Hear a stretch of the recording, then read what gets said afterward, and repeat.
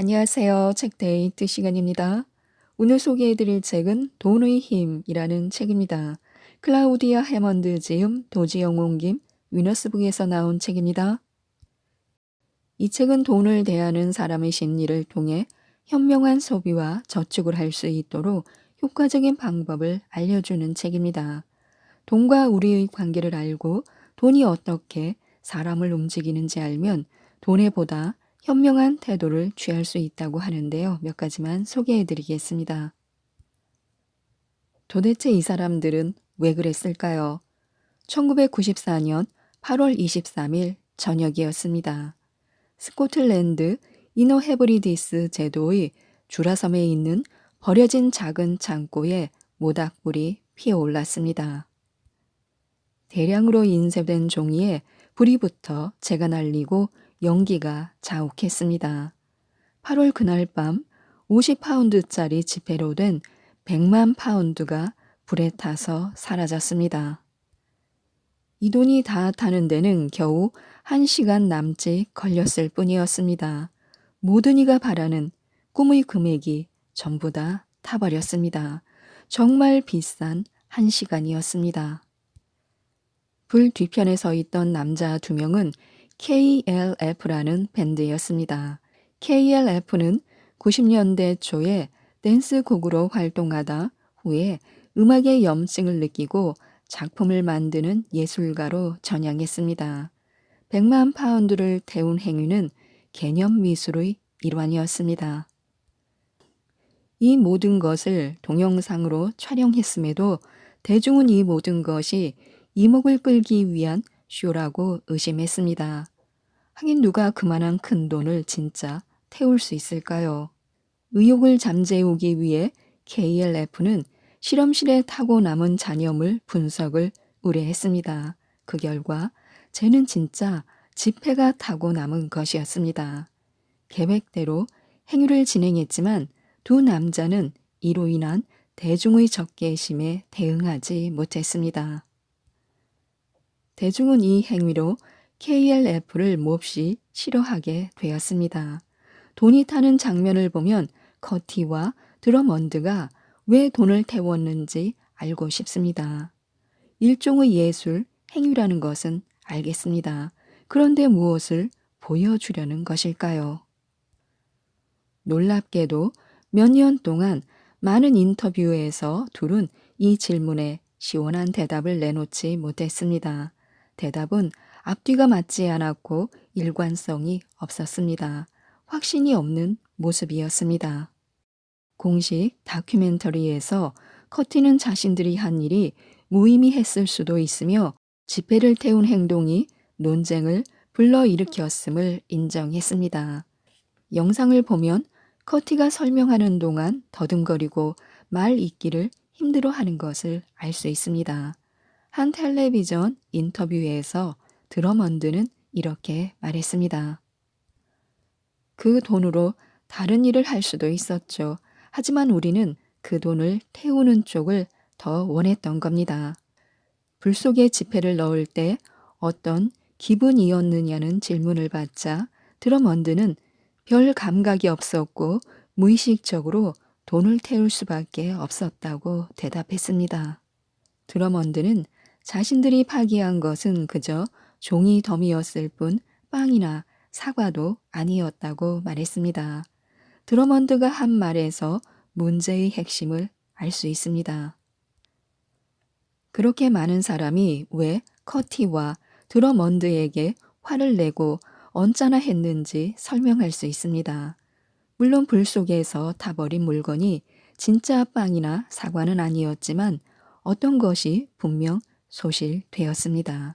사라진 것은 100만 파운드 정도의 빵이나 사과로 바꿀 수 있는 가능성입니다. 문제는 여기서 그치지 않습니다. 현금을 태우는 동영상을 본 사람은 자신에게 그 돈이 있었다면 실현할 수 있는 모든 일을 떠올립니다. 새 집과 새 차, 빚더미 탈출, 창업 자금, 가족이나 친구에게 금전 지원, 세계 여행, 개발도상국의 어린이나 열대 우림을 위한 기부금 같은 것들 말입니다. 커티와 드러먼드가 돈 대신 100만 파운드의 가치가 있는 물건에 불을 붙였다면 이야기는 달라집니다. 불에 타버린 물건이 이를테면 그림이나 요트나 귀한 보석이었다면 못 쓰게 되었을 뿐 가치를 부여하지 않았을 것입니다. 커트와 드러먼드가 록스타가 하는 대로 호텔 객실을 부수거나 그 돈을 낭비했다면 대중은 이런 행동을 개탄했겠지만 격렬히 항의하지는 않았을 것입니다. 그리고 그 돈을 그냥 쌓아두거나 이율이 높은 계좌에 예치하고 주식에 투자했다면 이에 관심을 가진 사람은 거의 없었을 것입니다. 이 문제는 단순히 두 남자가 100만 파운드를 가졌다가 다 없애버린 차원의 문제가 아닙니다. 진짜 문제는 그 거액에서 아무것도 창출하지 않았다는 것입니다. 돈이 지닌 모든 가능성이 허공으로 사라졌습니다. 여기에서 돈이 우리 마음에 미치는 놀라운 힘을 알 수 있습니다. 우리는 종이 조각인 지폐, 금속 덩어리인 동전, 그리고 컴퓨터 화면 속의 숫자에 투자합니다. 돈이란 우리가 가치를 느끼는 많은 것을 얻기 위한 약속입니다. 우리는 그 약속에 확신을 가지며 실제로 돈이 있으면 가치 있다고 생각하는 수많은 물건을 살 수 있습니다. 이 세상에 마법이 있다면 바로 돈일 것입니다. 돈은 사람이 만들어낸 마음의 산물입니다. 우리는 돈으로 필요하고 원하는 물건을 얻을 수 있습니다. 이런 돈의 성격으로 커티와 드러먼드가 한 행위는 관념에 매우 어긋날 뿐 아니라 신성모독에 가깝습니다. 이는 사회에서 금기시하는 행위입니다. 우리는 심오한 정신적 존재입니다. 사람을 사람답게 만드는 것은 사람 마음이며 돈은 사람의 정신이 만들어낸 산물입니다. 그래서 돈을 부정하면 돈은 존재할 수 없습니다. 하지만 이제는 살아가는 데 필요한 것을 얻기 위해서 우리가 돈에 의존하고 있습니다. 돈과 우리의 관계는 어디에서 시작할까요? 우리 뇌는 일종의 마약처럼 돈 그 자체를 원합니다. 물론 돈이 마약처럼 진짜 중독성을 지닌 것은 아니지만 정도의 차이일 뿐이지 누구나 돈에 끌립니다. 하지만 우리가 돈을 원하는 것은 살아가는 데 필요한 물품을 얻기 위해서이기도 합니다. 돈은 삶의 수단입니다. 즉, 인생에서 원하는 것을 얻기 위해서는 돈이라는 수단이 있어야만 합니다. 돈의 노예가 되면 돈이 사람을 통제합니다. 하지만 돈을 지배하는 마음을 가지면 사람은 스스로 원하는 방식으로 돈을 사용할 수 있습니다. 사람 마음과 돈의 관계는 이보다 훨씬 더 복잡합니다. 돈은 사람의 사고방식, 감정, 행동에 영향을 줍니다. 이 세 부분은 여러 방식으로 서로 연결되다가 또 분리됩니다. 우리는 물건이 비쌀수록 소소한 돈은 신경 쓰이지 않는다고 합니다. 모든 상황은 상대적인데요. 지금 해변에서 휴가를 보내고 있다고 상상해 보시기 바랍니다. 해안 도로를 달리고 싶어서 자전거를 빌리기로 했습니다. 해변의 산책로를 따라 걸으며 자전거 대여점의 가격을 확인합니다. 첫 번째 대여점에서는 하루 이용료가 25파운드입니다. 그런데 다른 대여점 광고판을 보니 하루 이용료가 단돈 10파운드입니다. 이 대여점에 가려면 10분 정도 걸어야 하지만 이 정도 가격 차이라면 걸어서 자전거 상태는 어떤지 확인할 만합니다. 그 대여점에서 자전거를 빌리면 15파운드를 아꼈다고 기뻐할 것입니다. 아낀 돈으로 다음날 자전거를 하루 더 빌리거나 해안가 절벽 위에 있는 레스토랑에서 근사한 점심을 먹을 수도 있을 것입니다. 이제 휴가를 마치고 집으로 돌아와 새 차를 사려고 합니다. 첫 번째 대리점에서 마음에 드는 차를 찾았고 1만 10파운드로 견적을 받았습니다. 가격을 비교하기 위해 10분 정도 떨어진 다른 대리점에 갔습니다. 여기에서는 앞서 본 차와 꽤 비슷하게 보이는 차가 1만 25파운드라고 합니다. 15파운드를 아끼기 위해 첫 번째 대리점으로 돌아가야 할까요? 대부분의 사람은 아니라고 대답할 것입니다. 사람은 고가의 거래를 할 때 수반하는 적은 금액의 차이를 하찮게 여기곤 합니다. 하지만 이 거래에서 아낄 수 있는 금액은 앞서 자전거를 대여할 때 아낀 금액과 같습니다. 자전거를 빌릴 때는 이 금액을 아낀 것에 기뻐했는데 지금은 고작 이 정도 차이라고 무시합니다. 많은 연구를 보면 사람은 위와 같은 방식으로 계속 판단합니다. 즉, 아낀 금액 자체의 구매력을 판단하는 것이 아니라 전체 구매 비용에 비례하여 아낀 금액의 가치를 판단합니다. 이를 상대적 사고라고 부르며 특히 비교적 부유한 사람에게서 흔히 나타납니다. 물론 모든 사람이 다 그런 것은 아닙니다. 그럼 사람은 왜 어떨 때는 돈을 아끼려고 노력하면서 어떨 때는 그렇지 않은 것일까요? 이는 필요성과 관련이 있습니다. 어딘가에 가려면 열차표가 꼭 필요하지만 귀찮게 전기 공급업체를 꼭 바꿀 필요는 없습니다. 하지만 또 다른 이유도 있습니다.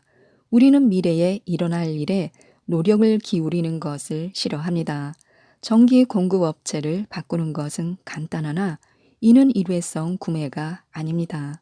특정 일에 계량기도 확인해야 하고 새로운 공급업체에 계량 명세도 알려주어야 하며 요금의 자동이체는 잘 이루어지는지 확인해야 하는 등 귀찮은 일들이 생기곤 합니다. 이 모든 일을 처리하려면 약간의 수고를 들여야 하지만 노력에 대한 보상은 현재가 아닌 미래에 받기 때문입니다. 같은 금액의 돈이라도 모든 사람에게 같은 가치를 지니지는 않습니다. 화폐의 동일성은 화폐 교환 체계를 뒷받침하고 모두가 당연하게 받아들이지만 심리학에서는 전혀 사실이 아닙니다. 사람은 각자 처한 상황에 따라 가진 돈에 다른 가치를 부여하며 이미 쓴 돈과 가진 돈은 서로 다르다고 생각합니다. 내 생일 선물을 사러 간 남편이 왜 자신의 가죽 재킷을 사가지고 왔을까요? 가격 할인이 있으면 물건 가격이 적당한지, 그래서 그 물건에 돈을 써야 하는지 결정하기가 더 어렵습니다.